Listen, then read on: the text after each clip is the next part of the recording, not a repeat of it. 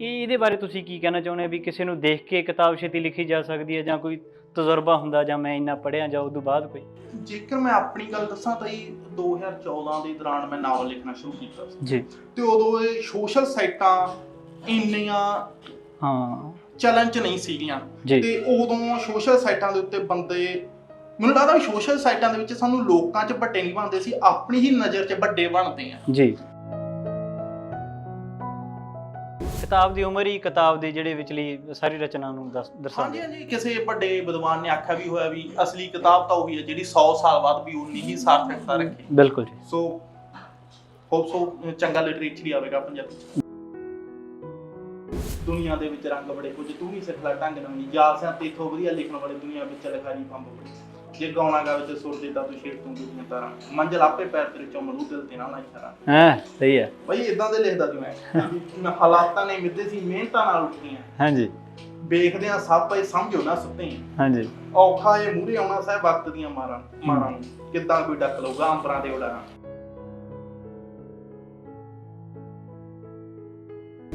ਜੋ ਲਿਖ ਰਹੇ ਆ ਉਹ ਤੁਸੀਂ ਆਪ ਹੁੰਨੇ ਆ ਜਾਂ ਕਿਸੇ ਤੋਂ ਪ੍ਰਭਾਵਿਤ ਹੋ ਕੇ, ਜਿਵੇਂ ਕੋਈ ਰਚਨਾ ਲਿਖ ਰਿਹਾ ਬੰਦਾ? ਅਸਲ 'ਚ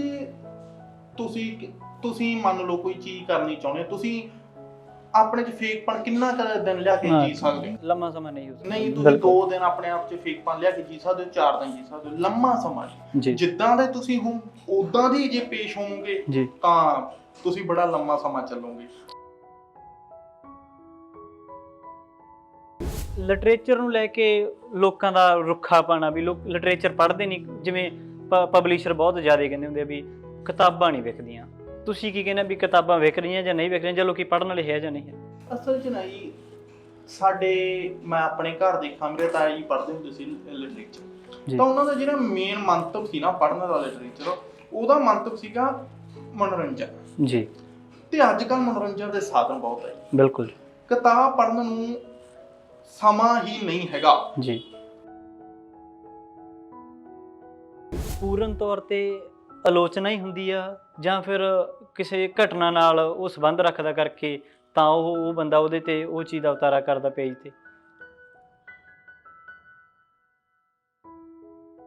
ਉਹਨੂੰ ਕਿਤਾਬ ਦਾ ਰੂਪ ਦੇਣ ਨਾਲੋਂ ਕਿਸੇ ਫਿਲਮ ਦਾ ਰੂਪ ਦੇਣਾ ਤੁਹਾਨੂੰ ਲੱਗਿਆ ਹੋਵੇ ਕਦੇ ਵੀ ਸ਼ੈਲੀ ਵੀ ਸੇਮ ਆ, ਕੰਮ ਵੀ ਸੇਮ ਆ, ਕਰੈਕਟਰ ਹੀ ਤੁਸੀਂ ਤਾਂ ਸਿਰਜਣੇ ਨੇ, ਤੁਸੀਂ ਨਹੀਂ ਸੋਚਿਆ ਵੀ ਇਹਨੂੰ ਸਕ੍ਰਿਪਟ ਲਿਖੀ ਜਾਵੇ ਕਿਸੇ ਫਿਲਮ ਦੀ? ਇਹ ਉਹੀ ਗੱਲ ਹੈ, ਇਹਦੇ ਵਿੱਚ ਨਾ ਮੈਂ ਉਹ ਕੰਮ ਤੋਂ ਬੜਾ ਟਲਦਾਗਾ ਜਿਹਦੇ ਤੁਸੀਂ ਦੂਜੇ ਤੇ ਡਿਪੈਂਡ ਹੋਵੋ ਜ਼ਿਆਦਾ।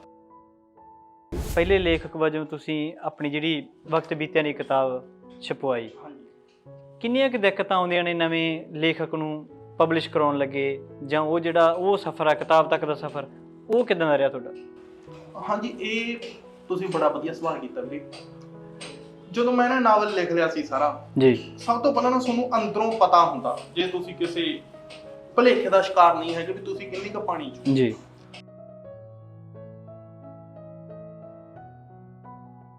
ਤੁਸੀਂ ਨਵੇਂ ਲੇਖਕ ਵਾਸਤੇ ਜਾਂ ਨਵਾਂ ਲੇਖਕ ਜਿਹੜਾ ਕੋਈ ਆਪਣੀ ਕਿਤਾਬ ਛਪਾਉਣੀ ਚਾਹੁੰਦਾ, ਕਿਹੜੀਆਂ ਗੱਲਾਂ ਦਾ ਧਿਆਨ ਰੱਖ ਕੇ ਉਹ ਇਸ ਖਿੱਤੇ 'ਚ ਆਵੇ, ਜਾਂ ਫਿਰ ਉਹ ਉਹਦੀ ਆਪਦੀ ਲੇਖਣੀ 'ਚ ਕੀ ਗੱਲਾਂ ਨੂੰ ਜਿਹੜੇ ਉਹਦੇ ਕਾਨੂੰਨ ਨੇ ਉਹਨਾਂ ਨੂੰ ਕਿਵੇਂ ਲਾਗੂ ਕਰੇ?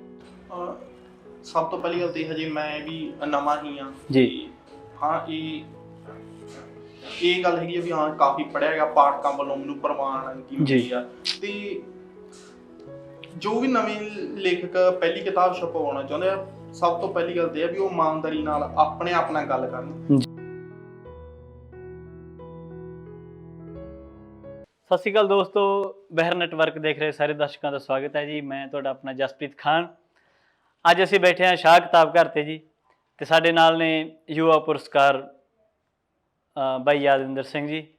ਅਸੀਂ ਉਹਨਾਂ ਦਾ ਆਪਣੇ ਸਟੂਡੀਓ ਦੇ ਵਿੱਚ ਸਵਾਗਤ ਕਰਦੇ ਹਾਂ। ਧੰਨਵਾਦ। ਸਾਡੇ ਇਸ ਪ੍ਰੋਗਰਾਮ 'ਚ ਆ ਕੇ ਉਹਨਾਂ ਨੇ ਕੀਮਤੀ ਸਮਾਂ ਦਿੱਤਾ ਤੇ ਆਪਦੇ ਜਿਹੜੇ ਦਿਲ ਦੀਆਂ ਗੱਲਾਂ ਸਾਡੇ ਨਾਲ ਸਾਂਝੀਆਂ ਕਰਨਗੇ। ਇੱਕ ਯੁਵਾ ਪੁਰਸਕਾਰ ਨੌਜਵਾਨ ਜਿਨ੍ਹਾਂ ਦਾ ਵਕਤ ਬੀਤਿਆ ਨਹੀਂ ਨਾਵਲ, ਯੁਵਾ ਪੁਰਸਕਾਰ ਮਿਲਿਆ, ਇੱਕ ਨਾਵਲ ਦੇ ਜ਼ਰੀਏ ਤੁਸੀਂ ਲੋਕਾਂ ਦੇ ਸਾਹਮਣੇ ਆਏ। ਯਾਦਵਿੰਦਰ ਸਿੰਘ ਆਪਣੇ ਆਪ 'ਚ ਕੀ ਆ, ਕਿੱਥੋਂ ਸਫ਼ਰ ਸ਼ੁਰੂ ਹੋਇਆ, ਕਿਹੜੇ ਇਲਾਕੇ ਤੋਂ ਇਹ ਲੇਖਕ ਦਾ ਜਿਹੜਾ ਜਨਮ ਹੋਇਆ, ਉਹ ਸਾਡੇ ਦਰਸ਼ਕਾਂ ਨੂੰ ਆਪਣੇ ਬਾਰੇ ਜ਼ਰੂਰ ਦੱਸੋ ਜੀ। ਹਾਂਜੀ, ਧੰਨਵਾਦ ਜੀ, ਤੁਸੀਂ ਮੈਨੂੰ ਇਸ ਪ੍ਰੋਗਰਾਮ ਦਾ ਹਿੱਸਾ ਬਣਾਇਆ। ਤੇ ਜੇਕਰ ਮੈਂ ਲਿਖਣ ਦੀ ਸ਼ੁਰੂਆਤ ਬਾਰੇ ਗੱਲ ਕਰਾਂ ਤਾਂ ਜੀ, ਜੋ ਕਾਲਜ ਟਾਈਮ ਪੜ੍ਹਦੇ ਸੀ ਤਾਂ ਜੀ। ਉਦੋਂ ਹੀ ਪੜ੍ਹਨ ਪੜ੍ਹਾਉਣ ਦਾ ਸਬੱਬ ਬਣਿਆ। ਜੀ। ਤੇ ਪੜ੍ਹਨ ਪੜ੍ਹਾਉਣ ਤੋਂ ਬਾਅਦ ਜਦੋਂ ਲਿਟਰੇਚਰ ਨਾਲ ਵਾਸਤਾ ਹੋਇਆ ਤੇ ਕੁਝ ਨਾਵਲ ਪੜ੍ਹੇ, ਤਾਂ ਉਸ ਤੋਂ ਬਾਅਦ ਲਿਖਣ ਦੇ ਵੱਲ ਆਏ। ਸੋ ਇਸ ਜੀ। ਤਰ੍ਹਾਂ ਫਿਰ ਚੱਲ ਇਹ ਸਫ਼ਰ ਜਾਰੀ ਹੈ। ਕਿਹੜੀ ਜਗ੍ਹਾ ਤੋਂ ਤੁਸੀਂ ਬਿਲੋਂਗ ਕਰਦੇ ਆ, ਕਿਹੜੀ ਜਗ੍ਹਾ ਤੋਂ ਤੁਸੀਂ, ਤੁਹਾਡੀ ਸਕੂਲਿੰਗ ਆ, ਜਾਂ ਤੁਸੀਂ ਜਿਹੜੀ ਆਪਣੀ ਲੇਖਣੀ ਦੀ ਸ਼ੁਰੂਆਤ ਕਿੱਥੋਂ ਕੀਤੀ ਤੁਸੀਂ? ਹਾਂਜੀ, ਮੇਰਾ ਬਠਿੰਡੇ ਜ਼ਿਲ੍ਹੇ ਦੇ ਵਿੱਚ ਪਿੰਡ ਆ ਕੋਟ ਫੱਤਾ, ਤੇ +2 ਤੱਕ ਮੈਂ ਆਪਣੇ ਪਿੰਡੋਂ ਹੀ ਪੜ੍ਹਿਆ। ਉਸ ਤੋਂ ਬਾਅਦ ਗ੍ਰੈਜੂਏਸ਼ਨ ਵੇਲੇ ਮੈਂ ਰਜਿੰਦਰਾ ਕਾਲਜ ਬਠਿੰਡਾ ਦੇ ਵਿੱਚ ਦਾਖਲਾ ਲਿੱਤਾ। ਜੀ। ਤੇ ਉੱਥੋਂ ਹੀ ਕੁਝ ਬਣਨ ਦੇ, ਕੁਝ ਕਰਨ ਦੇ ਸੁਪਨੇ ਸਿਰਜੇ। ਉਹ ਉਮਰ ਸਾਡੀ ਇਸ ਤਰ੍ਹਾਂ ਦੀ ਹੁੰਦੀ ਹੈ ਜੋ ਅਸੀਂ, ਸਾਡੇ ਅੰਦਰ ਬੜਾ ਕੁਝ ਨਵਾਂ ਪੁੰਗਰਦਾ ਤੇ ਅਸੀਂ ਉਸ ਨੂੰ ਚਿਲੰਗ ਹੁੰਦੀ ਹੈ ਜਿਹੜੀ, ਚਿਲੰਗ ਤੋਂ ਚਿੰਗ ਲੱਗਦੀ ਆ। ਤੇ ਜੀ। ਹੁਣ ਉਸੇ ਬੀਜ ਨੂੰ ਅਸੀਂ ਫਲ ਲੱਗ ਰਿਹਾਗਾ ਤੇ ਯੂਨੀਵਰਸਿਟੀ ਦੇ ਵਿੱਚ ਆ ਕੇ ਅਸੀਂ ਅੱਗੇ ਹੋਰ ਉਡਾਨ ਭਰਨ ਦੀ ਉਮੀਦ ਚਾਹੀਦੀ। ਜਿਹੜਾ ਤੁਹਾਡਾ ਪੁਰਸਕਾਰ, ਜਿਹੜਾ ਅਵਾਰਡ ਮਿਲਿਆ ਉਸ ਨੂੰ ਯੁਵਾ ਪੁਰਸਕਾਰ ਮਿਲਿਆ, ਵਕਤ ਬੀਤਿਆ ਨਹੀਂ, ਹਾਂਜੀ, ਇਹ ਨਾਵਲ ਤੁਸੀਂ ਕਿਸੇ ਤੋਂ ਪ੍ਰਭਾਵਿਤ ਹੋ ਕੇ, ਜਾਂ ਜਿਹੜੀ ਇਹਦੀ ਸ਼ੁਰੂਆਤ ਕਿੱਥੋਂ ਕੀਤੀ ਤੁਸੀਂ, ਇਹ ਜਿਹੜਾ ਨਾਵਲ ਲਿਖਿਆ? ਅਸਲ ਦੇ ਵਿੱਚ ਜੋ ਮੈਂ ਪੜ੍ਹਨਾ ਸ਼ੁਰੂ ਕੀਤਾ ਸੀ ਤਾਂ ਸਾਡੇ ਜਿਸ ਤਰ੍ਹਾਂ ਪੰਜਾਬੀ ਦੇ ਨਾਵਲਕਾਰ, ਵੱਡੇ ਨਾਵਲਕਾਰ ਨੇ, ਜੀ। ਬਾਪੂ ਜਸਵੰਤ ਕਮਲ ਜੀ ਹੋ ਗਏ, ਪ੍ਰੋਫੈਸਰ ਗੁਰਦਿਆਲ ਸਿੰਘ ਜੀ ਹੋ ਗਏ, ਇਹਨਾਂ ਨੂੰ ਹੀ ਪੜ੍ਹਨਾ ਸ਼ੁਰੂ ਕੀਤਾ ਸੀ। ਤਾਂ ਉਦੋਂ ਜੋ ਪੜ੍ਹਨਾ ਸ਼ੁਰੂ ਕੀਤਾ ਤਾਂ ਉਹਨਾਂ ਦੀਆਂ ਜੋ ਨਾਵਲ ਦੇ ਵਿੱਚ ਗੱਲਾਂ ਲਿਖੀਆਂ ਸੀ, ਉਹ ਇਦਾਂ ਲੱਗਦਾ ਸੀ ਕਿ ਹਾਂ, ਆਪਣੀਆਂ ਗੱਲਾਂ ਹੋ ਰਹੀਆਂ। ਜੀ। ਸੋ ਇੱਕ ਤਾਂ ਮੈਨੂੰ ਲੱਗਦਾ ਵੀ ਕਿਤੇ ਨਾ ਕਿਤੇ ਮੇਰੇ ਅੰਦਰ ਉਹ ਚੀਜ਼ ਪਈ ਸੀ।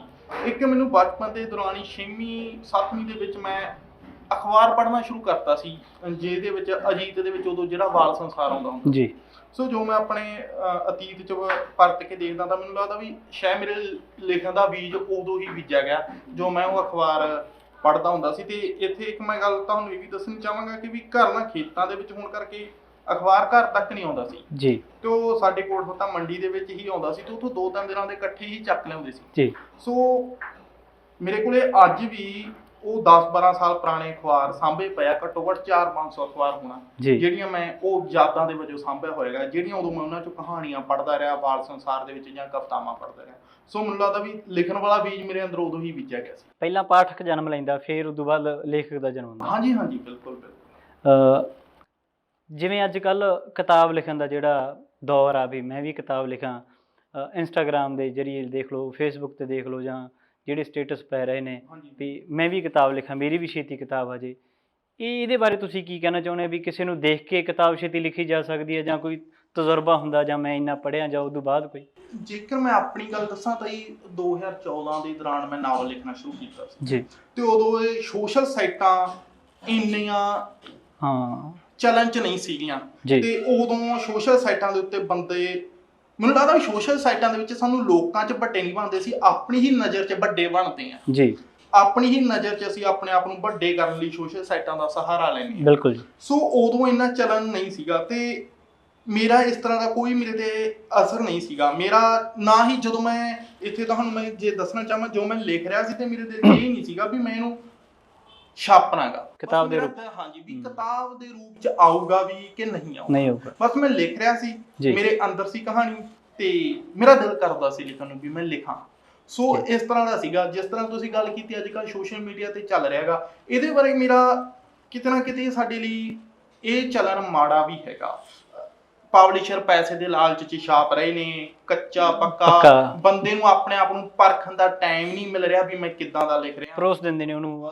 ਪਰ ਇੱਕ ਮੈਂ ਦੂਜਾ ਪੱਖ ਦੇਣਾ ਉਹਨਾਂ ਦਾ ਵੀ ਕੋਈ ਗੱਲ ਨਹੀਂ, ਲਿਖ ਰਹੇ ਆ, ਖੜੂਗਾ ਤਾਂ ਉਹੀ ਜੋ ਚੰਗਾ ਹੋਇਆ। ਬਿਲਕੁਲ। ਆਉਣ ਵਾਲੇ 10 15 20 ਸਾਲਾਂ ਨੂੰ ਕਿਹੜੀ ਕਿਤਾਬ ਅੱਜ ਦੀ ਛਪੀ 20 ਸਾਲਾਂ ਨੂੰ ਪੜ੍ਹੀ ਜਾਊਗੀ, ਉਦੋਂ ਫੈਸਲਾ ਹੋ ਜਾਣਾ ਸਭ ਦਾ। ਵੀ ਕੀ ਪਰੋਸਿਆ, ਕੀ ਚੰਗਾ ਕੀ ਮਾੜਾ, ਵੀ ਜੋ ਚੰਗਾ ਹੋਊਗਾ ਉਹ ਆਉਣ ਵਾਲੇ 20 ਸਾਲਾਂ ਨੂੰ ਵੀ ਖੜਾ ਰਹੂਗਾ। ਤੇ ਜਿਨ੍ਹਾਂ ਨੇ ਸੋਸ਼ਲ ਸਾਈਟਾਂ ਤੋਂ ਪ੍ਰਭਾਵਿਤ ਹੋ ਕੇ, ਜਾਂ ਆਸੇ-ਪਾਸੇ ਉਹ ਜਿਹੜੀ ਚਮਕ ਦਮਕ ਵਾਲੀ ਦੁਨੀਆ ਦੀ ਹੁਣ ਜੀ, ਅਸੀਂ ਇਦਾਂ ਸੋਚ ਰਹੇ ਹਾਂ ਵੀ ਲੇਖਕ ਇੱਕ ਹੀਰੋ ਦੇ ਤੌਰ ਤੇ ਪੇਸ਼ ਕਰਨ ਨੂੰ ਲੱਗਿਆ ਹੋਇਆ ਹੈ। ਸੋ ਇਹ ਸਮਾਂ ਸਭ ਤਰ੍ਹਾਂ ਦੇ ਫੈਸਲੇ ਕਰ ਦੇਵੇ। ਕਿਤਾਬ ਦੀ ਉਮਰ ਹੀ ਕਿਤਾਬ ਦੇ ਜਿਹੜੇ ਵਿਚਲੀ ਸਾਰੀ ਰਚਨਾ ਨੂੰ ਦਰਸਾਉਂਦੀ ਹੈ। ਹਾਂਜੀ, ਕਿਸੇ ਵੱਡੇ ਵਿਦਵਾਨ ਨੇ ਆਖਿਆ ਵੀ ਹੋਇਆ ਵੀ ਅਸਲੀ ਕਿਤਾਬ ਤਾਂ ਉਹੀ ਹੈ ਜਿਹੜੀ 100 ਸਾਲ ਬਾਅਦ ਵੀ ਉਨੀ ਹੀ ਸਾਰਥਕਤਾ ਰੱਖੇ। ਬਿਲਕੁਲ ਜੀ। ਸੋ ਚੰਗਾ ਲਿਟਰੇਚਰ ਹੀ ਆਵੇਗਾ ਪੰਜਾਬੀ। ਬਿਲਕੁਲ ਜੀ।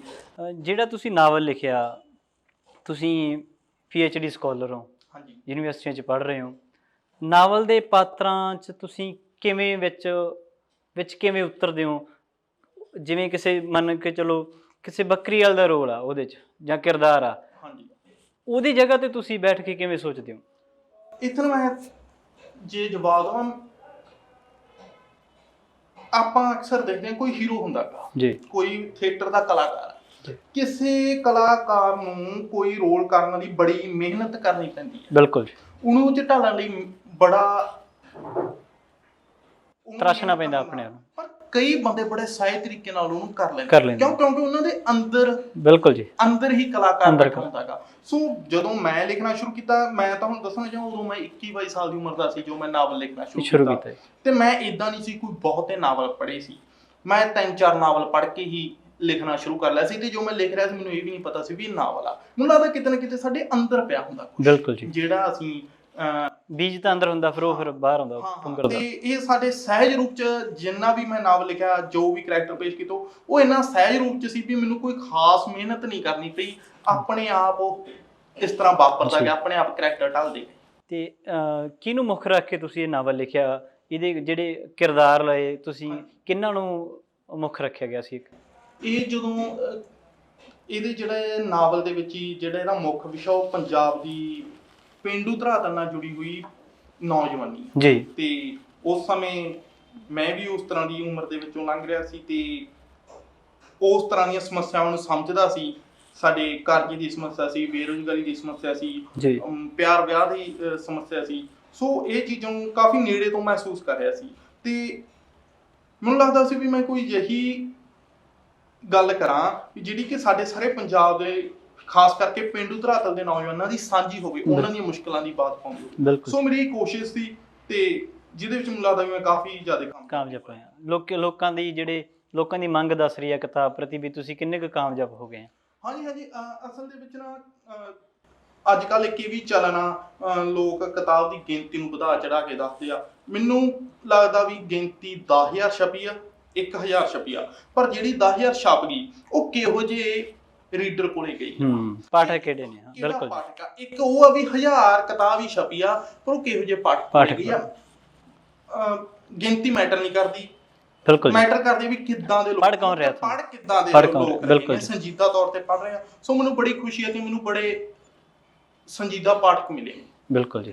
ਹਾਂਜੀ ਯਾਦਵਿੰਦਰ ਭਾਈ, ਜਿਵੇਂ ਤੁਸੀਂ ਨਾਵਲ ਲਿਖਿਆ, ਜਿਹੜੇ ਕੋਈ ਲੇਖਕ ਕਿਤਾਬ ਲਿਖਦਾ, ਚਾਹੇ ਉਹ ਨਾਵਲ ਦੇ ਰੂਪ 'ਚ ਜਾਂ ਕਵਿਤਾਵਾਂ ਦੇ ਰੂਪ 'ਚ, ਉਹ ਲੇਖਕ 'ਤੇ ਕਿੰਨਾ ਕੁ ਅਸਰ ਪਾਉਂਦੀ ਆ? ਜਿਹੜੀ ਉਹਦੀ ਪਹਿਲੀ ਲੇਖਣੀ ਆ ਜਾਂ ਤੁਸੀਂ ਨਾਵਲ ਲਿਖਿਆ, ਤੁਹਾਡੇ 'ਤੇ ਇਹਦਾ ਕਿੰਨਾ ਕੁ ਅਸਰ ਹੋਇਆ, ਜਾਂ ਉਦੋਂ ਬਾਅਦ ਤੁਹਾਡੇ ਕਿਰਦਾਰ 'ਚ ਕੀ ਫਰਕ ਪਿਆ? ਨਹੀਂ, ਮੈਂ ਇਸ ਗੱਲ ਨੂੰ ਇਸ ਤਰ੍ਹਾਂ ਆਖੂਗਾ ਵੀ ਕਿਤਾਬ ਲੇਖਕ 'ਤੇ ਕੋਈ ਅਸਰ ਨਹੀਂ ਪਾਉਂਦੀ, ਲੇਖਕ ਕਿਤਾਬ 'ਤੇ ਅਸਰ ਪਾਉਂਦਾ ਗਾ ਜੀ।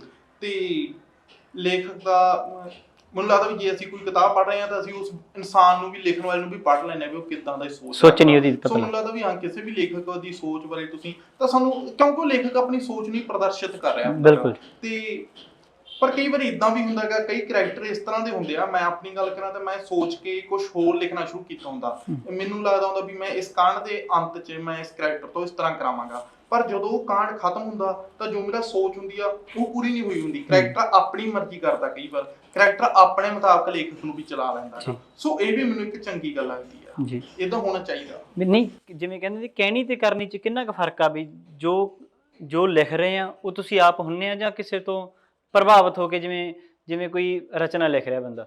ਅਸਲ 'ਚ ਤੁਸੀਂ ਮੰਨ ਲਓ ਕੋਈ ਚੀਜ਼ ਕਰਨੀ ਚਾਹੁੰਦੇ ਹੋ, ਤੁਸੀਂ ਆਪਣੇ 'ਚ ਫੇਕਪਣ ਕਿੰਨਾ ਕੁ ਦਿਨ ਲਿਆ ਕੇ ਜੀ ਸਕਦੇ ਹੋ? ਲੰਮਾ ਸਮਾਂ ਨਹੀਂ ਹੋ ਸਕਦਾ। ਨਹੀਂ, ਤੁਸੀਂ 2 ਦਿਨ ਆਪਣੇ ਆਪ 'ਚ ਫੇਕਪਣ ਲਿਆ ਕੇ ਜੀ ਸਕਦੇ ਹੋ, 4 ਦਿਨ ਜੀ ਸਕਦੇ ਹੋ, ਲੰਮਾ ਸਮਾਂ ਨਹੀਂ। ਜਿੱਦਾਂ ਦੇ ਤੁਸੀਂ ਹੋ ਉਦਾਂ ਦੀ ਜੇ ਪੇਸ਼ ਹੋਵੋਗੇ ਤਾਂ ਤੁਸੀਂ ਬੜਾ ਲੰਮਾ ਸਮਾਂ ਚੱਲੋਗੇ, ਫੇਕ ਤਰੀਕੇ ਨਾਲ ਤੁਸੀਂ ਜੀ ਨਹੀਂ ਸਕਦੇ। ਬਿਲਕੁਲ, ਇਹ ਵੀ ਸਹੀ ਆ। ਇੱਕ ਮਿੱਥ ਬਣੀ ਹੋਈ ਆ ਅੱਜ ਦੇ ਦੌਰ ਦੀ, ਜਾਂ ਅੱਜ ਤੋਂ 5 ਸਾਲ ਪਹਿਲਾਂ ਹੁਣ ਦੇ ਦੌਰ ਨੂੰ ਮੈਂ ਇਹ ਸਮਝਦਾ ਵੀ ਲੋਕਾਂ ਦੀ ਮਿੱਥ ਬਣੀ ਹੋਈ ਆ ਵੀ ਲਿਟਰੇਚਰ ਨੂੰ ਲੈ ਕੇ ਲੋਕਾਂ ਦਾ ਰੁੱਖਾ ਪਾਉਣਾ, ਵੀ ਲੋਕ ਲਿਟਰੇਚਰ ਪੜ੍ਹਦੇ ਨਹੀਂ। ਜਿਵੇਂ ਪਬਲਿਸ਼ਰ ਬਹੁਤ ਜ਼ਿਆਦਾ ਕਹਿੰਦੇ ਹੁੰਦੇ ਆ ਵੀ ਕਿਤਾਬਾਂ ਨਹੀਂ ਵਿਕਦੀਆਂ। ਤੁਸੀਂ ਕੀ ਕਹਿੰਦੇ ਵੀ ਕਿਤਾਬਾਂ ਵਿਕ ਰਹੀਆਂ ਜਾਂ ਨਹੀਂ ਵਿਕ ਰਹੀਆਂ, ਜਾਂ ਲੋਕੀ ਪੜ੍ਹਨ ਵਾਲੇ ਹੈ ਜਾਂ ਨਹੀਂ ਹੈ? ਅਸਲ 'ਚ ਨਹੀਂ, ਮੈਂ ਆਪਣੇ ਘਰ ਦੇਖਾਂ, ਮੇਰੇ ਤਾਇਆ ਜੀ ਪੜ੍ਹਦੇ ਹੁੰਦੇ ਸੀ ਲਿਟਰੇਚਰ। ਤਾਂ ਉਹਨਾਂ ਦਾ ਜਿਹੜਾ ਮੇਨ ਮੰਤਵ ਸੀ ਨਾ ਪੜ੍ਹਨ ਦਾ ਲਿਟਰੇਚਰ, ਉਹਦਾ ਮੰਤਵ ਸੀਗਾ ਮਨੋਰੰਜਨ ਜੀ। ਤੇ ਅੱਜ ਕੱਲ੍ਹ ਮਨੋਰੰਜਨ ਦੇ ਸਾਧਨ ਬਹੁਤ ਹੈ। ਬਿਲਕੁਲ। ਕਿਤਾਬ ਪੜ੍ਹਨ ਨੂੰ ਸਮਾਂ ਹੀ ਨਹੀਂ ਹੈਗਾ ਜੀ। ਤੇ ਮੈਂ ਆਪਣੇ ਤੇ ਗੱਲ ਆ ਗਿਆ ਕਿ ਜੋ ਮੈਂ 2013 14 15 ਦੇ ਦੌਰਾਨ ਮੈਂ ਬੜਾ ਲਿਟਰੇਚਰ ਪੜ੍ਹਿਆ, ਉਹਨਾਂ ਮੈਂ ਲਿਟਰੇਚਰ ਹੁਣ ਜਿਹਾ ਸਮਾਂ ਸੋਸ਼ਲ ਮੀਡੀਆ ਨੇ ਮੈਨੂੰ ਵੀ ਆਪਣੀ ਮੈਂ ਵੀ ਉਹਦੇ ਚ ਗ੍ਰਸਤ ਹੋਇਆਗਾ। ਸੋ ਸਮਾਂ ਹੀ ਨਹੀਂ ਬਚਦਾ, ਅਸੀਂ ਫਾਲਤੂ ਦੀਆਂ ਚੀਜ਼ਾਂ ਤੇ ਸਮਾਂ ਲਗਾ ਰਹੇ ਹਾਂ। 2-2 ਘੰਟੇ ਅਸੀਂ ਇੰਸਟਾਗ੍ਰਾਮ ਚਲਾ ਰਹੇ ਹਾਂ, ਫੇਸਬੁੱਕ ਚਲਾ ਰਹੇ ਹਾਂ। ਸੋ ਮਾਨਸਿਕ ਤੌਰ ਤੇ ਲੋਕਾਂ ਨੂੰ ਮਜ਼ਬੂਤ ਹੋਣ ਦੀ ਲੋੜ ਆ ਤੇ ਉਹ ਸਮਾਂ ਆਪਣਾ ਕਿਤਾਬਾਂ ਤੇ ਲਗਾਉਣ ਦੀ ਲੋੜ ਆ। ਪਰ ਮੈਨੂੰ ਆਹ ਗੱਲ ਕਹਿਣ ਚ ਕੋਈ ਵੀ ਹਿਚਕਚਾਹਟ ਨਹੀਂ ਹੈਗੀ ਵੀ ਪਹਿਲਾਂ ਲੋਕ ਮਨੋਰੰਜਨ ਲਈ ਪੜ੍ਹਦੇ ਸੀ। ਸੋ ਹੁਣ ਮਨੋਰੰਜਨ ਦੇ ਸਾਧਨ ਹੋਰ ਬਹੁਤ ਹੋਣ ਕਰਕੇ ਲਿਟਰੇਚਰ ਪੜ੍ਹਨ ਚ ਥੋੜਾ ਕਿਤਾਬਾਂ ਪਹਿਲਾਂ ਦੇ ਮੁਕਾਬਲੇ ਘੱਟ ਪੜ੍ਹੀਆਂ ਜਾਂਦੀਆਂ। ਜਾਂ ਲੋਕਾਂ ਨੂੰ ਮਹਿਸੂਸ ਨਹੀਂ ਹੁੰਦਾ ਵੀ ਅਸੀਂ ਕਿਤਾਬ ਪੜ੍ਹ ਗਏ, 2 ਘੰਟੇ ਇੰਸਟਾਗ੍ਰਾਮ ਤੇ ਖਰਾਬ ਕਰ ਦਿੰਦੇ ਨੇ। ਪਰ ਕਿਤਾਬ ਲਈ ਵੀ 2 ਪੇਜ ਵੀ ਕਹਿ ਦਈਏ ਵੀ ਤੁਸੀਂ ਇਹ ਪੜ੍ਹ ਕੇ ਦੇਖ ਲਓ, ਪਰ ਉਹਦੇ ਚ ਵੀ ਐਂ ਹੁੰਦਾ ਵੀ ਇਹ ਗੱਲਾਂ ਇੱਕ ਨਾ ਕਲਚਰ ਦੀ ਗੱਲ ਹੁੰਦੀ ਆ ਵੀ ਸਾਡੇ ਕਲਚਰ ਚ ਹੈਗਾ ਕਿ ਨਹੀਂ। ਹੁਣ ਜੇ ਸਾਡੇ ਕਲਚਰ ਚ ਹੋਊਗਾ, ਮੰਨ ਲਓ ਮੈਂ ਪਿੰਡ ਦੇ ਵਿੱਚ ਕਿਤਾਬ ਲਿਖੀ ਤਾਂ ਮੇਰੇ ਪਿੰਡ ਦੇ ਕਈ ਮੁੰਡਿਆਂ ਨੇ ਮੇਰੇ ਤੱਕ ਪਹੁੰਚ ਕੀਤੀ, ਉਹ ਮੇਰੇ ਕੋਲ ਆਏ, ਮੇਰੀ ਲਾਇਬ੍ਰੇਰੀ ਚ ਹੋਰ ਵੀ ਕਿਤਾਬਾਂ ਲੈ ਕੇ ਜਾਂਦੇ ਆ, ਉਹਨਾਂ ਚ ਕੋਈ ਕਹਾਣੀਆਂ ਲਿਖਦਾ, ਕੋਈ ਕਵਿਤਾਵਾਂ ਲਿਖਦਾ, ਉਹ ਮੇਰੇ ਤੱਕ ਆਉਂਦੇ ਆ। ਸੋ ਉਹਨਾਂ ਨੇ ਕਿਉਂ ਕੀਤਾ? ਕਿਉਂਕਿ ਉਹਨਾਂ ਦੇ ਸਾਹਮਣੇ ਮੈਂ ਸੀਗਾ, ਉਹਨਾਂ ਨੂੰ ਲੱਗਿਆ ਵੀ ਹਾਂ ਇਸ ਤਰ੍ਹਾਂ ਪਬਲਿਸ਼ ਹੋਇਆ ਜਾ ਸਕਦਾ, ਤੇ ਉਹ ਮਤਲਬ ਉਹਨਾਂ ਦੇ ਆਸੇ ਪਾਸੇ ਸੀਗਾ, ਉਹਨਾਂ ਦੇ ਕਲਚਰ ਚ ਗੱਲ ਆ ਗਈ ਸੀ। ਸੋ ਸਾਡੇ ਉਹ ਸੱਭਿਆਚਾਰੀ ਹੈ ਨਹੀਂ, ਕਿਤਾਬ ਸੱਭਿਆਚਾਰ ਹੈ ਨਹੀਂ ਸਾਡੇ ਨਾਲ, ਜਿਹਨੂੰ ਡਿਵੈਲਪ ਕਰਨ ਦੀ ਕੋਸ਼ਿਸ਼ ਹੋਣੀ ਚਾਹੀਦੀ ਆ। ਸੋਸ਼ਲ ਮੀਡੀਆ ਦੇ ਇੱਕ ਬੜਾ ਚੰਗਾ ਅਸਾਰ ਆ ਮੈਨੂੰ ਲੱਗਦਾ ਵੀ ਇਹਨੇ ਇਸ ਤਰ੍ਹਾਂ ਦਾ ਮਾਹੌਲ ਤਾਂ ਡਿਵੈਲਪ ਜ਼ਰੂਰ ਕੀਤਾ, ਕਿਉਂਕਿ ਫੇਸਬੁੱਕ ਇੰਸਟਾਗ੍ਰਾਮ ਦੇ ਉੱਤੇ ਕਿਤਾਬਾਂ ਦੇ ਗਰੁੱਪ ਬਣੇ ਹੋਏ ਆ, ਜੋ ਜਿਨ੍ਹਾਂ ਦਾ ਇੱਧਰ ਦਿਲਚਸਪੀ ਆ ਉਹ ਫੋਲੋ ਕਰਦੇ ਨੇ, ਫੋਲੋ ਕਰਕੇ ਆਪਣੀ ਜਿਸ ਤਰ੍ਹਾਂ ਮੈਂ ਸੀ, ਮੈਨੂੰ ਇਹ ਨਹੀਂ ਪਤਾ ਲੱਗਦਾ ਹੁੰਦਾ ਸੀ ਮੈਂ ਪੜ੍ਹਾਂ ਕੀ 2014-15 ਦੇ ਵਿੱਚ, ਪਰ ਅੱਜ ਚੋਇਸ ਕਿੰਨੀ ਆ ਲੋਕਾਂ ਕੋਲ, ਚੋਇਸ ਬਹੁਤ ਆ। ਤੇ ਤੁਹਾਡੇ ਕੋਲੇ ਇਹ ਵੀ ਕਰਨ ਦੀ ਬੜੇ ਸਾਧਨ ਆ ਵੀ ਕਿਹੜਾ ਵਧੀਆ ਕਿਤਾਬ ਆ, ਕਿਹੜਾ ਵਧੀਆ ਲੇਖਕ ਆ, ਉਹਨੂੰ ਪੜ੍ਹੀ, ਰਿਵਿਊ ਉੱਥੇ ਨਾਲ ਦੀ ਨਾਲ ਹੀ ਬੰਦੇ ਨੂੰ ਪਤਾ ਲੱਗ ਜਾਂਦਾ। ਇਹ ਅੱਜ ਦੇ ਟਾਈਮ 'ਚ ਬੜਾ ਵਧੀਆ ਪੱਖ ਹੈ। ਜਿਵੇਂ ਕੋਈ ਲੇਖਕ ਆ, ਉਹਨੇ ਕੋਈ ਰਚਨਾ ਲਿਖਣੀ ਆ, ਪੂਰਨ ਤੌਰ ਤੇ ਆਲੋਚਨਾ ਹੀ ਹੁੰਦੀ ਆ ਜਾਂ ਫਿਰ ਕਿਸੇ ਘਟਨਾ ਨਾਲ ਉਹ ਸੰਬੰਧ ਰੱਖਦਾ ਕਰਕੇ ਤਾਂ ਉਹ ਬੰਦਾ ਉਹਦੇ ਤੇ ਉਹ ਚੀਜ਼ ਦਾ ਉਤਾਰਾ ਕਰਦਾ ਪੇਜ ਤੇ? ਵੀ ਤੁਸੀਂ ਪੁੱਛਣਾ ਚਾਹ ਰਹੇ ਹੋ ਵੀ ਅਸੀਂ ਲਿਖਦੇ ਕਿਉਂ ਆ ਕਿਸੇ ਘਟਨਾ ਨੂੰ? ਮੰਨ ਕੇ ਚਲੋ ਵੀ ਮੈਂ ਪਾਣੀਆਂ ਤੇ ਲਿਖਣਾ, ਮੰਨ ਕੇ ਚਲੋ ਮੈਂ ਗਰੀਬੀ ਤੇ ਲਿਖਣਾ, ਹਾਂਜੀ, ਵੀ ਜਾਂ ਤਾਂ ਉਹਦੇ ਚ ਮੈਂ ਦਖਲ ਦੇ ਰਿਹਾ ਵਿੱਚ ਹੈ ਤਾਂ ਮੈਂ ਉਹ ਚੀਜ਼ ਤੇ ਲਿਖੂੰਗਾ, ਕਿ ਆਲੋਚਨਾ ਹੀ ਹੋ ਸਕਦੀ ਹੈ ਵੀ ਮੈਂ ਸੋਚ ਲਿਆ ਵੀ ਗਰੀਬੀ ਚਾਹ ਦਰਦ ਆ ਜਾਂ ਗਰੀਬੀ ਚਾਹ ਮਹਿਸੂਸ ਕਰ ਰਿਹਾ। ਮੈਨੂੰ ਲੱਗਦਾ ਨਾਵਲ ਨਾ 2 ਤਰੀਕੇ ਨਾਲ ਲਿਖਿਆ ਜਾਂਦਾ ਹੈਗਾ ਜੀ। ਇੱਕ ਤਾਂ ਹੈਗਾ ਉਹਦਾ ਢਾਂਚਾ ਤਿਆਰ ਕਰ, ਬੰਦੇ ਨੇ ਦੇਖਣਾਗਾ ਵੀ ਮੈਂ 15-20% ਦਲਿਤਾਂ ਦੀ ਗੱਲ ਕਰਨੀ ਹੈ ਜੀ, 15-20% ਨਾਰੀਵਾਦ ਦੀ ਗੱਲ ਕਰਨੀ ਹੈ, 15-20% ਮੈਂ ਕਿਸਾਨੀ ਦੀ ਗੱਲ ਕਰੂੰਗਾ। ਇੱਦਾਂ ਦੇ ਜਿਹੜੇ ਨਾਵਲ ਲਿਖ ਦੋ, ਬੌਧਿਕ ਤੌਰ ਤੇ ਜਿਹੜੇ ਚੇਤਨ ਲੋਕ ਆ, ਜ਼ਿਆਦਾ ਲਿਟਰੇਚਰ ਪੜ੍ਹਿਆ ਜਾਂ ਜਿਨ੍ਹਾਂ ਨੇ ਆਲੋਚਨਾ ਪੜ੍ਹੀ, ਹਰੇਕ ਚੀਜ਼ ਦੀ ਗੱਲ ਕਰਨੀ ਕਿਤਾਬ 'ਚ ਆਪਣੀ, ਉਹ ਬੰਦੇ ਲਿਖਦੇ ਆ ਜੀ। ਪਰ ਮੇਰਾ ਇੱਥੇ ਇਹ ਕਹਿਣ 'ਚ ਮੈਨੂੰ ਕੋਈ ਹਰਕਤ ਨਹੀਂ ਹੈਗੀ ਵੀ ਉਹ ਇੰਨੇ ਵਧੀਆ ਨਾਵਲ ਨਹੀਂ ਹੋ ਸਕਦੇ ਜੀ। ਨਾਵਲ ਲਿਖਣਾ, ਕਹਾਣੀ ਲਿਖਣਾ, ਕਵਿਤਾ ਲਿਖਣਾ ਇੱਕ ਸਹਿਜ ਵਰਤਾਰਾ ਹੋਣਾ ਚਾਹੀਦਾ, ਆਪਣੇ ਆਪ ਹੁੰਦਾ, ਆਪਣੇ ਆਪ ਇਹ ਵਰਤਾਰਾ ਹੋਣਾ ਚਾਹੀਦਾ। ਸਾਨੂੰ ਕੋਈ ਮਿਹਨਤ ਨਹੀਂ ਕਰਨੀ ਚਾਹੀਦੀ, ਤਾਂ ਸੋਚਣਾ ਨਹੀਂ ਚਾਹੀਦਾ। ਸਾਡੇ ਸਮਾਜ ਦੇ ਵਿੱਚ ਸਾਰਾ ਕੁਝ ਬੜੇ ਸੋਹਣੇ ਤਰੀਕੇ ਨਾਲ ਕੜੀਆਂ 'ਚ ਜੁੜਿਆ ਹੋਇਆ, ਹਰ ਇੱਕ ਵਰਗ, ਹਰ ਇੱਕ ਚੀਜ਼ ਆਪਣੇ ਆਪਸ ਵਿੱਚ ਜੁੜੀ ਹੋਈ ਆ। ਉਸੇ ਤਰ੍ਹਾਂ ਨਾਵਲ ਦੇ ਵਿੱਚ ਉਹ ਚੀਜ਼ਾਂ ਪੇਸ਼ ਹੋਣੀਆਂ ਚਾਹੀਦੀਆਂ ਨੇ ਜੁੜ ਕੇ, ਬੜੇ ਸਹਿਜ ਰੂਪ 'ਚ। ਪਰ ਜਦੋਂ ਅਸੀਂ ਇਸ ਤਰ੍ਹਾਂ ਸਪੈਸ਼ਲ ਸੋਚ ਕੇ ਲਿਖਦੇ ਵੀ ਮੈਂ ਇਹ ਚੀਜ਼ ਤੇ ਨਾਵਲ ਲਿਖਣਾ ਜਾਂ ਇਸ ਵਿਸ਼ੇ ਤੇ ਲਿਖਣਾ, ਮੈਨੂੰ ਨਹੀਂ ਲੱਗਦਾ ਸੀ ਵਧੀਆ। ਫਿਰ ਤਾਂ ਕੋਈ ਕਿਸੇ ਦਾਇਰੇ 'ਚ ਹੀ ਲਿਖਿਆ ਜਾਊਗਾ, ਨਾ ਕਿ ਉਹ ਵੱਡਾ ਸੋਚਿਆ ਜਾ ਸਕਦਾ, ਉਹਦਾ ਕੈਨਵਸ ਵਿਸ਼ਾਲ ਨਹੀਂ ਹੋਊਗਾ। ਬਿਲਕੁਲ ਜੀ। ਤੁਹਾਡੇ ਜਿਹੜੇ ਹੁਣ ਸਮਕਾਲੀ ਜਿਹੜੇ ਲੇਖਕ ਨੇ, ਤੁਹਾਨੂੰ ਵੱਧ ਕੌਣ ਪ੍ਰਭਾਵਿਤ ਕਰਦਾ ਵੀ ਇਹਨਾਂ ਨੂੰ ਇਹ ਵੱਧ ਲੋਕੀ ਪੜ੍ਹ ਰਹੇ ਆ ਜਾਂ ਇਹਨਾਂ ਨੂੰ ਵੱਧ ਪੜ੍ਹਿਆ ਜਾਣਾ ਚਾਹੀਦਾ? ਵੱਧ ਕੋਈ ਜ਼ਿਆਦਾ ਨਹੀਂ ਹੁੰਦਾ ਵੀ ਵੱਧ ਪੜ੍ਹਿਆ ਜਾਣ ਵਾਲਾ ਵਧੀਆ ਵੀ ਹੋਵੇ, ਪਰ ਜਿਹੜੇ ਅੱਜ ਕੱਲ੍ਹ ਸਮਕਾਲ ਦੇ ਵਿੱਚ ਲੇਖਕ ਆ, ਜਿਨ੍ਹਾਂ ਨੂੰ ਮੈਂ ਪੜ੍ਹਨਾ ਪਸੰਦ ਕਰਦਾ, ਜਿਹੜੇ ਨਵੇਂ ਲੇਖਕ ਆ, ਉਹਨਾਂ ਦੇ ਵਿੱਚ ਜਤਿੰਦਰ ਸਿੰਘ ਹਾਂਜੀ ਹੈਗੇ ਨੇ, ਪ੍ਰਗਟ ਅਸਤੌਜ ਹੈਗੇ ਨੇ, ਸੋ ਹੋਰ ਵੀ ਕਈ ਲੇਖਕ ਆ ਜਿਹਨਾਂ ਨੂੰ ਮੈਂ ਪੜ੍ਹਨਾ ਪਸੰਦ ਕਰਦਾ, ਸਾਡੇ ਨਵੇਂ ਲੇਖਕ। ਹਾਂਜੀ, ਉਹਨਾਂ ਦੀ ਸ਼ੈਲੀ ਚਲੋ ਇੱਕ ਲੇਖਕ ਦੀ ਲਾ ਲਓ ਵੀ ਜੇ ਲੇਖਕ ਜੋ ਲਿਖਦਾ ਉਹਦਾ ਇੱਕ ਮਿਆਰ ਬਣ ਜਾਂਦਾ ਵੀ ਉਹਨੂੰ ਉਦੋਂ ਉੱਪਰ ਹੀ ਲਿਖਣਾ ਚਾਹੀਦਾ ਜਾਂ ਉਹ ਕਿਸੇ ਵੀ ਸ਼ੈਲੀ 'ਚ ਜਾ ਕੇ ਲਿਖ ਸਕਦਾ?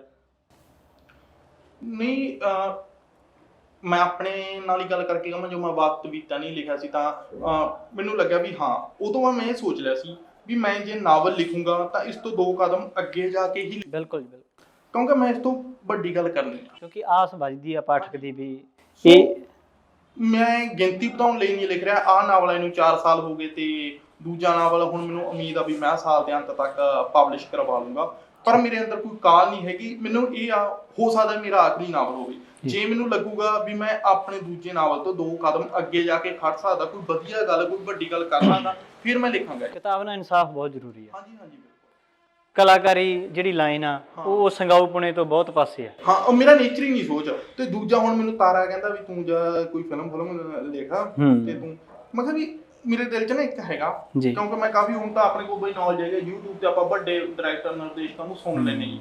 ਹੁਣ ਮੇਰੇ ਦਿਲ 'ਚ ਹੈਗਾ ਵੀ ਮੈਂ ਵਕਤ ਬੀਤਾ ਨਹੀਂ ਦੇ ਉੱਤੇ ਨਾ ਇੱਕ ਅਜਿਹੀ ਫਿਲਮ ਕਰਾਂ। ਅਮਰਦੀਪ ਗਿੱਲ ਸਾਹਿਬ ਦੱਸ ਰਹੇ ਸੀ, ਕਹਿੰਦੇ ਜੋ ਲਾਉਣ ਦਾ ਲਿਸ਼ਕਾਰ ਆਈ ਨਾ, ਕਹਿੰਦੇ ਕਾਲਜ ਵੇਲੇ ਹੋ ਜਾਂਦੇ ਸੀ ਬਈ, ਐਡੀ ਤਕੜੀ ਲਵ ਸਟੋਰੀ ਸੀ ਉਹ ਟਾਈਮ। ਬਈ ਵੱਡੀ ਗੱਲ ਸੀ ਜਦੋਂ 35 ਸਾਲ ਪਹਿਲਾਂ ਬੰਦਾ ਇੰਟਰਕਾਸਟ ਆਪਦੇ ਘਰੇ ਕੰਮ ਕਰਦੀ ਕੁੜੀ ਨਾਲ ਵਿਆਹ ਕਰਾ ਰਿਹਾ ਹੈਗਾ ਨਾ, ਬੜੀ ਵੱਡੀ ਗੱਲ ਸੀ 35 ਸਾਲ ਪਹਿਲਾਂ, ਬੰਦਾ ਹੁਣ ਨਹੀਂ ਸੋਚ ਸਕਦਾ। ਯਾਦਵਿੰਦਰ ਭਾਈ, ਨਾਵਲ ਦੇ ਨਾਲ ਨਾਲ ਨਾਵਲ ਲਿਖਣ ਦੀ ਜਿਹੜੀ ਤੁਹਾਡੀ ਕਿਰਿਆ, ਉਹਦੇ ਨਾਲ ਨਾਲ ਹੋਰ ਕੀ ਚੀਜ਼ਾਂ ਤੁਸੀਂ ਨਾਲ, ਕਵਿਤਾਵਾਂ ਜਾਂ ਗੀਤ, ਇਹਦੇ 'ਚ ਤੁਹਾਡਾ ਰੁਝਾਨ ਕਿੰਨਾ ਕੁ? ਵੀਰੇ ਜੇ ਮੈਂ ਦੱਸਾਂ ਵੀ ਮੈਂ ਜੋ ਮੈਂ ਲਿਖਣਾ ਕ੍ਰੀਏਟਿਵ ਵਰਕ ਸ਼ੁਰੂ ਕੀਤਾ ਸੀ ਤਾਂ ਮੈਂ ਗੀਤਾਂ ਤੋਂ ਕੀਤਾ ਸੀ ਸ਼ੁਰੂਆਤ ਗੀਤਾਂ ਤੋਂ? ਹਾਂਜੀ, ਮੈਂ ਗੀਤਾਂ ਤੋਂ ਕੀਤੀ। 12-13 ਦੀ ਗੱਲ ਆ ਜੋ ਮੈਂ ਗੀਤ ਲਿਖਣੇ ਸ਼ੁਰੂ ਕੀਤੇ ਸੀ। ਤੇ ਗੀਤ ਲਿਖਣ ਦੀ ਸਪੀਡ ਮੇਰੀ ਇੰਨੀ ਕੁ ਸੀ ਕਿ ਮੈਂ ਉਦੋਂ ਕੈਸਟਾਂ ਦਾ ਵੀ ਰੁਝਾਨ ਹੁੰਦਾ ਸੀ, ਮੈਂ 8-9 ਗੀਤ ਲਿਖ ਲੈਂਦਾ ਸੀ ਇੱਕ ਦਿਨ 'ਚ। ਤੇ ਹੁਣ ਵੀ ਮੈਂ 1200 ਗੀਤ ਲਿਖਿਆ ਹੋਣਾ, ਕਾਫੀ ਵੱਡੀ ਗਿਣਤੀ ਲੱਗ ਸਕਦੀ ਹੈ, ਪਰ ਮੇਰੀ ਅਲਮਾਰੀ ਦੇ ਵਿੱਚ 10-11 ਰਜਿਸਟਰ ਬੰਦ ਪਏ ਨੇ ਜਿਹੜੇ ਮੈਂ ਇੰਨੇ ਗੀਤ ਲਿਖੇ ਜੀ।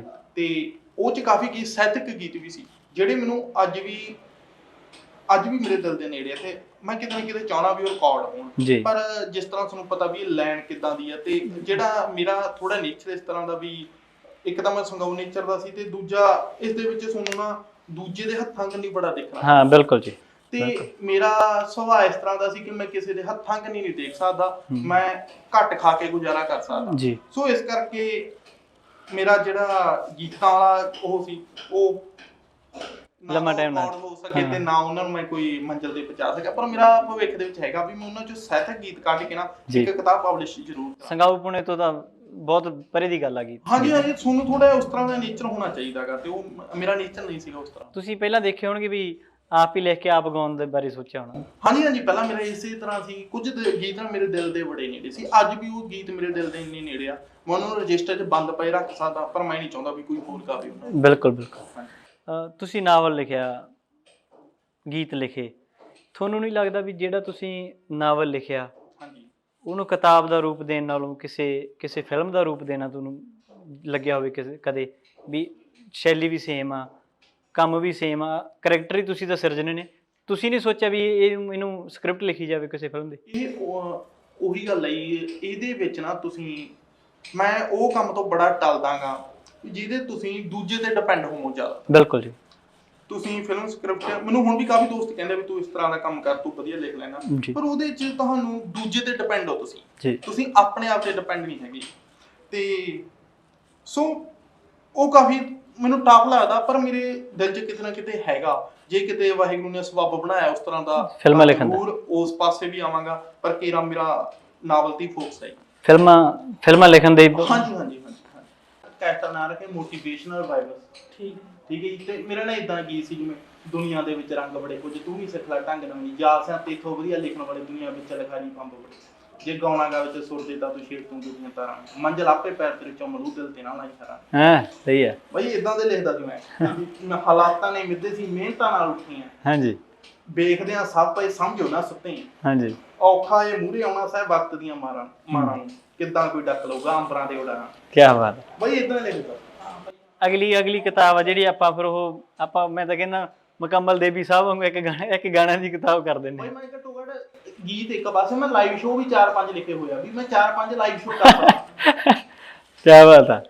ਸੋ ਪਰ ਨਾਵਲ ਲਿਖ ਕੇ ਨਾਮ ਦੇ ਨਾ ਆਇਆ ਜੀ। ਬਾਕੀ ਆਏ ਸੀ ਮੈਂ ਨਾ ਥੋੜਾ ਇਦਾਂ ਸੋਚਿਆ, ਮੈਂ ਕਿਹਾ ਵੀ ਨਾਵਲ ਦੇ ਵਿੱਚ ਨਾ ਰੱਬ ਦੀ ਕਿਰਪਾ ਨਾਲ ਅੱਜ ਕੋਈ ਪ੍ਰੋਗਰਾਮ ਹੁੰਦਾ ਸਾਹਿਤਕ, ਆਪਾਂ ਪਹਿਲੀ ਲਾਈਨ 'ਚ ਬਹਿੰਦੇ ਆ ਤੇ ਮਰਦੇ ਦਮ ਤੱਕ ਆਪਾਂ ਪਹਿਲੀ ਲਾਈਨ 'ਚ ਹੀ ਬਹਿੰਦੇ ਰਹਾਂਗੇ। ਬਿਲਕੁਲ ਬਿਲਕੁਲ। ਕਲਾਕਾਰੀ ਦੇ ਵਿੱਚ ਮੈਂ 2 ਸਾਲ ਨਾਮ ਕਰ ਲੂੰ, ਉਦੋਂ ਬਾਅਦ ਮੈਨੂੰ ਕਿਸੇ ਨੇ ਨਹੀਂ ਪੁੱਛਣਾ। ਇਹਦਾ ਪਰਛਾਵਾਂ ਇਹ ਤਾਂ ਢਲਦਾ ਪਰਛਾਵਾਂ, ਉਹ ਢਲਦਾ ਪਰਛਾਵਾਂ। ਇੱਧਰ ਮੈਨੂੰ ਲੱਗਾ ਵੀ ਆਪਾਂ ਅੱਜ ਪਹਿਲੀ ਲਾਈਨ 'ਚ ਬਹਿੰਦੇ ਆ ਤੇ ਆ ਮਰਦੇ ਸਾਹ ਤੱਕ ਪਹਿਲੀ ਲਾਈਨ 'ਚ ਬੈਠੇ 4-5 ਨਾਵਲ ਲਿਖ ਲਾਂਗੇ ਆਪਾਂ, ਬਸ ਬਹੁਤ। ਕੀ ਬਾਤ ਹੈ, ਬਹੁਤ ਤੇ ਜਿੰਦੇ ਰਹਾਂਗੇ। ਹਾਂ ਮੇਨ ਗੱਲ ਤੇ ਬਿਲਕੁਲ ਸਹੀ ਗੱਲ। ਯਾਦਵਿੰਦਰ ਬਾਈ, ਤੁਸੀਂ ਦਰਸ਼ਕਾਂ ਦੇ ਸਾਹਮਣੇ, ਪਾਠਕਾਂ ਦੇ ਸਾਹਮਣੇ ਪਹਿਲੇ ਲੇਖਕ ਸੀ। ਹਾਂਜੀ ਪਹਿਲੇ ਲੇਖਕ ਵਜੋਂ ਤੁਸੀਂ ਆਪਣੀ ਜਿਹੜੀ ਵਕਤ ਬੀਤਿਆ ਦੀ ਕਿਤਾਬ ਛਪਵਾਈ। ਹਾਂਜੀ। ਕਿੰਨੀਆਂ ਕੁ ਦਿੱਕਤਾਂ ਆਉਂਦੀਆਂ ਨੇ ਨਵੇਂ ਲੇਖਕ ਨੂੰ ਪਬਲਿਸ਼ ਕਰਾਉਣ ਲੱਗੇ, ਜਾਂ ਉਹ ਜਿਹੜਾ ਉਹ ਸਫ਼ਰ ਆ ਕਿਤਾਬ ਤੱਕ ਦਾ ਸਫ਼ਰ, ਉਹ ਕਿੱਦਾਂ ਦਾ ਰਿਹਾ ਤੁਹਾਡਾ? ਹਾਂਜੀ, ਇਹ ਤੁਸੀਂ ਬੜਾ ਵਧੀਆ ਸਵਾਲ ਕੀਤਾ ਵੀਰੇ।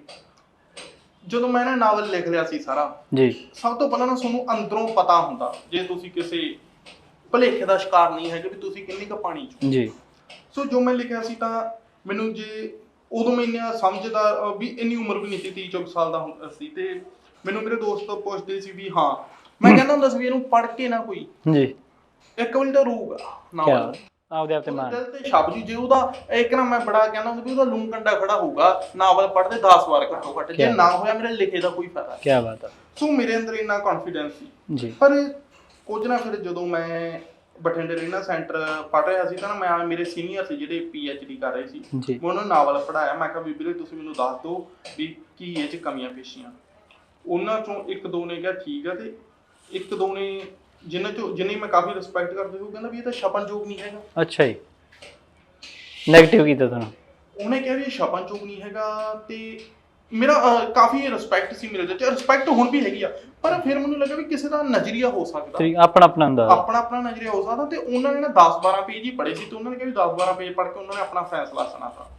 ਕਾਫੀ ਕੁਝ ਸਿੱਖਣ ਨੂੰ ਮਿਲਿਆ ਜ਼ਿੰਦਗੀ ਦੇ ਵਿੱਚ। ਮੈਨੂੰ ਲੱਗਦਾ ਵੀ ਮੈਂ ਕਾਫੀ ਚੈਪਟਰ ਸਿੱਖਿਆ ਜ਼ਿੰਦਗੀ ਦੇ। ਸੋ ਪਰ ਮੇਰਾ ਆਪਣੇ ਆਪ ਤੇ ਵਿਸ਼ਵਾਸ ਸੀਗਾ। ਉਸ ਤੋਂ ਬਾਅਦ ਮੈਂ ਯੂਨੀਵਰਸਿਟੀ ਆਉਣਾ ਬਣਿਆ, ਤੇ ਯੂਨੀਵਰਸਿਟੀ ਆ ਕੇ ਮੈਂ ਆਪਣੇ ਦੋਸਤਾਂ ਨੂੰ ਪੜ੍ਹਾਇਆ, ਸਭ ਦੀ ਸਲਾਹ ਲੈਤੀ, ਸਭ ਨੇ ਜੇ ਕਿਸੇ ਨੇ ਸੁਝਾਅ ਦਿੱਤੇ ਮੈਂ ਲਿਖ ਲਿਆ। ਉਸ ਤੋਂ ਬਾਅਦ ਵੱਡੀ ਸਮੱਸਿਆ ਸੀਗੀ ਵੀ ਇਹਨੂੰ ਛਾਪੀ ਕਿੱਦਾਂ। ਫਿਰ ਪਬਲਿਸ਼ਰਾਂ ਨਾਲ ਗੱਲਬਾਤ ਕੀਤੀ। ਸੋ ਪੰਜਾਬੀ ਦੇ ਪਬਲਿਸ਼ਰਾਂ ਮੈਨੂੰ ਆਹ ਗੱਲ ਕਹਿਣ 'ਚ ਕੋਈ ਵੀ ਆਪੱਤੀ ਨਹੀਂ ਹੈਗੀ ਵੀ ਉਹਨਾਂ ਨੂੰ ਪੈਸੇ ਤੱਕ ਮਤਲਬ ਆ, ਸਾਡੇ ਕੁਛ ਵੀ ਛਪਾ ਸਕਦੇ ਹੋ। ਸੋ ਛਾਪਣ ਵਾਲੇ ਪਾਸੇ ਤਾਂ ਤੁਹਾਡੇ ਕੋਲ ਪੈਸਾ ਚਾਹੀਦਾ, ਪੰਜਾਬੀ ਦੇ ਵਿੱਚ ਉਹਨਾਂ ਨੇ ਛਾਪ ਦੇਣਾ। ਬਿਲਕੁਲ ਜੀ। ਤੇ ਉਹ ਜ਼ਿੰਮੇਵਾਰੀ ਮੇਰੀ ਸੀ। ਉਹਨਾਂ ਨੇ ਤਾਂ ਉਹ ਤਾਂ ਪ੍ਰੂਫ ਰੀਡਿੰਗ ਦਾ ਵੀ ਧਿਆਨ ਨਹੀਂ ਰੱਖਦੇ ਹੈਗੇ ਸਾਡੇ ਪਬਲਿਸ਼ਰ, ਉਹਨਾਂ ਤੇ ਆ ਵੀ ਹਾਂਜੀ ਤੁਸੀਂ 20-25 ਰੁਪਏ ਦਿਓ, ਅਸੀਂ ਤੁਹਾਡੀ ਕਿਤਾਬ ਛਾਪ ਦਿੰਦੇ। ਬਿਲਕੁਲ। ਸੋ ਇਦਾਂ ਸੀਗਾ। ਹਾਂ, ਮੈਂ ਇੱਕ ਗੱਲ ਤੁਹਾਨੂੰ ਦੱਸਣੀ ਚਾਹਾਂਗਾ, ਜੋ ਮੇਰਾ ਨਾਵਲ ਛਪ ਕੇ ਆਇਆ ਤੇ ਪਬਲਿਸ਼ਰ ਨੇ ਕੋਈ ਤਰ੍ਹਾਂ ਨਾਵਲ ਛਪ ਕੇ ਆ ਗਿਆ, ਤੇ ਮੈਂ ਉਹ ਤੋਂ 10-12 ਕਿਤਾਬਾਂ ਲੈ ਮੇਰੇ ਦੋਸਤਾਂ ਨੂੰ ਫੋਨ ਕੀਤਾ ਵੀ ਆਪਣਾ ਨਾਵਲ ਛਪ ਕੇ ਆ ਗਿਆ, ਵੀ ਆਪਾਂ ਕੋਈ ਕੀ ਕਰੀਏ, ਕਿਉਂਕਿ ਮੇਰਾ ਕੋਈ ਇਹ ਜਿਹਾ ਲਿੰਕ ਨਹੀਂ ਸੀਗੇ ਸਹਿ ਸੁਭਾਵਾਂ ਨਾਲ, ਜਾਂ ਮੇਰਾ ਕੋਈ ਲੇਖਕਾਂ ਨਾਲ ਲਿੰਕ ਨਹੀਂ ਸੀਗੇ, ਤੇ ਵੀ ਆਪਾਂ ਰਿਲੀਜ਼ ਕਰ ਲਈਏ, ਘੁੰਡ ਚਕਾਈ ਉਹਦੀ ਪ੍ਰਬੰਧ ਕਰਨਾ ਕੋਈ। ਹਾਂ, ਵੀ ਕੀ ਕਰੀਏ। ਉਹ ਕਹਿੰਦੇ ਵੀ ਆਪਾਂ ਗੁਰੂ ਘਰ ਦੇ ਸਾਹਮਣੇ ਨਾ ਯੂਨੀਵਰਸਿਟੀ ਕ੍ਰਿਕਟ ਖੇਡ ਰਹੇ ਆ, ਉਹ ਇੱਥੇ ਚੱਕ ਲਿਆ ਕਿਤਾਬਾਂ ਤੇ ਆਪਾਂ ਰਿਲੀਜ਼ ਕਰ ਲੈਣੇ ਆ। ਸੋ ਮੇਰੇ ਅੱਜ ਵੀ ਯਾਦ ਆ, ਮੈਂ 10 ਕਿਤਾਬਾਂ ਲੈ ਗਿਆ ਮੇਰੇ ਦੋਸਤਾਂ ਨੂੰ, ਉਹਨੇ ਉਮੀ ਸਾਡੇ ਉਹ ਕੈਪਰੀਆਂ ਗੁੱਪੀਆਂ ਪਾਈਆਂ ਹੋਈਆਂ। ਪਹਿਲੀ ਫੋਟੋ ਅੱਜ ਵੀ ਫੇਸਬੁੱਕ ਦੇ ਉੱਤੇ ਮੌਜੂਦ ਆ। ਪਰ ਉਹ ਉਸ ਤਰ੍ਹਾਂ ਰਿਲੀਜ਼ ਕਰਨ ਤੋਂ ਬਾਅਦ ਵੱਡੇ ਪ੍ਰੋਗਰਾਮਾਂ ਦਾ ਹਿੱਸਾ ਵੀ ਬਣੇ। ਸੋ ਜੇ ਅਸੀਂ ਮਿਹਨਤ ਕਰੀਏ ਤੇ ਵਧੀਆ ਲਿਖੀਏ ਤੇ ਤੁਹਾਨੂੰ ਆਪਣੇ ਆਪ ਤੇ ਵਿਸ਼ਵਾਸ, ਮਿਹਨਤਾਂ ਨਾਲ ਮਿਲਦਾ, ਉਹਨੂੰ ਸਾਨੂੰ ਕੋਈ ਰੋਕ ਨਹੀਂ ਸਕਦਾ ਕਾਮਯਾਬ। ਬਿਲਕੁਲ ਜੀ। ਹਾਂਜੀ, ਜਿਵੇਂ ਤੁਸੀਂ ਇਹ ਗੱਲ ਕਹਿ ਰਹੇ ਹੋ ਵੀ ਪਬਲਿਸ਼ਰ ਕੁਝ ਵੀ ਛਾਪ ਰਹੇ ਨੇ। ਹਾਂਜੀ। ਜਿਵੇਂ ਫਿਲਮ ਰਿਲੀਜ਼ ਕਰਨ ਤੋਂ ਪਹਿਲਾਂ ਉਹਦੀ ਸੈਂਸਰ ਬੋਰਡ ਆ। ਹਾਂਜੀ। ਤੁਹਾਨੂੰ ਨਹੀਂ ਲੱਗਦਾ ਵੀ ਜਦੋਂ ਕਿਤਾਬ ਛਪਦੀ ਆ, ਕਿਤਾਬ 'ਚ ਕੀ ਹੈ, ਇਹਦੀ ਵੀ ਕੋਈ ਘੋਖ ਪੜਤਾਲ ਕੀਤੀ ਜਾਵੇ?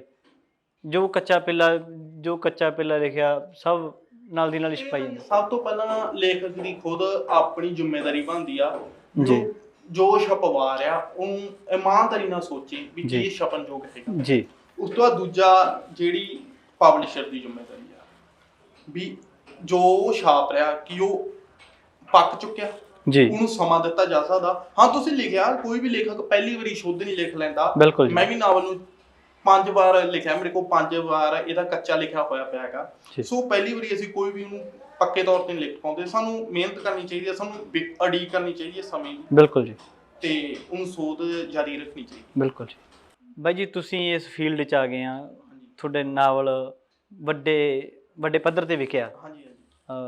ਪਾਠਕਾਂ ਦੇ ਹੱਥਾਂ 'ਚ ਉਹਨਾਂ ਨੇ ਅਦਬ ਨਾਲ ਪੜ੍ਹਿਆ। ਹਾਂਜੀ ਤੁਸੀਂ ਨਵੇਂ ਲੇਖਕ ਵਾਸਤੇ ਜਾਂ ਨਵਾਂ ਲੇਖਕ ਜਿਹੜਾ ਕੋਈ ਆਪਣੀ ਕਿਤਾਬ ਛਪਾਉਣੀ ਚਾਹੁੰਦਾ, ਹਾਂਜੀ ਕਿਹੜੀਆਂ ਗੱਲਾਂ ਦਾ ਧਿਆਨ ਰੱਖ ਕੇ ਉਹ ਇਸ ਖਿੱਤੇ 'ਚ ਆਵੇ, ਜਾਂ ਫਿਰ ਉਹ ਉਹਦੀ ਆਪਦੀ ਲੇਖਣੀ 'ਚ ਕੀ ਗੱਲਾਂ ਨੂੰ ਜਿਹੜਾ ਉਹਦੇ 'ਚ ਜਿਹੜੇ ਉਹਦੇ ਕਾਨੂੰਨ ਨੇ ਉਹਨਾਂ ਨੂੰ ਕਿਵੇਂ ਲਾਗੂ ਕਰੇ? ਸਭ ਤੋਂ ਪਹਿਲੀ ਗੱਲ ਤੇ ਹਜੇ ਮੈਂ ਵੀ ਨਵਾਂ ਹੀ ਹਾਂ ਜੀ। ਹਾਂ, ਇਹ ਗੱਲ ਹੈਗੀ ਆ ਵੀ ਹਾਂ ਕਾਫੀ ਪੜ੍ਹਿਆ ਹੈਗਾ, ਪਾਠਕਾਂ ਵੱਲੋਂ ਮੈਨੂੰ ਪ੍ਰਵਾਨਗੀ ਮਿਲੀ ਆ। ਤੇ ਜੋ ਵੀ ਨਵੇਂ ਲੇਖਕ ਪਹਿਲੀ ਕਿਤਾਬ ਛਪਵਾਉਣਾ ਚਾਹੁੰਦੇ ਆ, ਸਭ ਤੋਂ ਪਹਿਲੀ ਗੱਲ ਤੇ ਇਹ ਆ ਵੀ ਉਹ ਇਮਾਨਦਾਰੀ ਨਾਲ ਆਪਣੇ ਆਪ ਨਾਲ ਗੱਲ ਕਰਨ ਕਿ ਜੋ ਅਸੀਂ ਲਿਖਿਆ ਉਹ ਛਪਣਯੋਗ ਹੈਗਾ।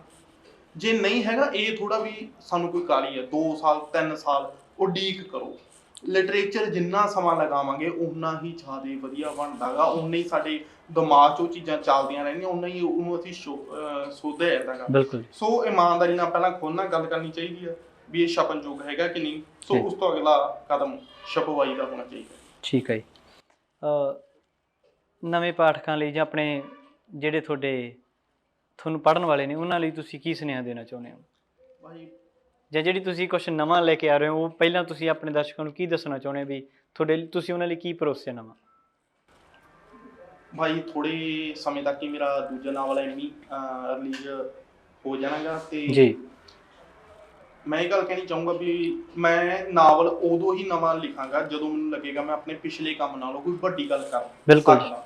ਸੋ ਵਕਤ ਵੀ ਤਨੀ ਨੂੰ ਆਏ ਨੂੰ 4 ਸਾਲ ਹੋ ਗਏ, ਹੁਣ 5ਵੇਂ ਸਾਲ 'ਚ ਆ ਕੇ ਮੈਂ ਆਪਣੇ ਨਾਵਲ ਕਰ ਰਿਹਾਗਾ। ਤਾਂ ਆਪਣੇ ਵੱਲੋਂ ਮੈਨੂੰ ਵਿਸ਼ਵਾਸ ਆ, ਬਾਕੀ ਪਾਠਕਾਂ ਨੇ ਪ੍ਰਵਾਨ ਕਰਨਾਗਾ। ਤੇ ਬਸ ਪਾਠਕਾਂ ਨੂੰ ਇਹੀ ਮੈਸੇਜ ਆ ਵੀ ਚੰਗਾ ਪੜ੍ਹੋ ਤੇ ਜਿਹੜਾ ਚੰਗਾ ਪੜ੍ਹਿਆ ਉਹਨੂੰ ਆਪਣੇ ਹੋਰ ਦੋਸਤਾਂ ਨੂੰ ਵੀ ਪੜ੍ਹਾਓ ਤੇ ਚੰਗੇ ਲਿਟਰੇਚਰ ਨੂੰ ਅੱਗੇ ਲੈ ਕੇ ਆਉਣ 'ਚ ਮਦਦ ਕਰਨੀ ਚਾਹੀਦੀ। ਬਹੁਤ ਬਹੁਤ ਧੰਨਵਾਦ ਜੀ, ਤੁਸੀਂ ਇੰਨਾ ਸਮਾਂ ਸਾਡੀ ਇੰਟਰਵਿਊ ਨੂੰ ਦੇਖਿਆ ਤੇ ਸਾਡੇ ਵਿਚਕਾਰ ਭਾਈ ਯਾਦਵਿੰਦਰ ਸਿੰਘ ਹੁਣਾਂ ਨੂੰ ਤੁਸੀਂ ਸੁਣਿਆ। ਅਸੀਂ ਬੈਠੇ ਸੀ ਸ਼ਾਹ ਕਿਤਾਬ ਘਰ ਦੇ, ਤੇ ਸਾਰਿਆਂ ਦਾ ਬਹੁਤ ਬਹੁਤ ਧੰਨਵਾਦ, ਬਹੁਤ ਬਹੁਤ ਸ਼ੁਕਰੀਆ, ਧੰਨਵਾਦ ਜੀ।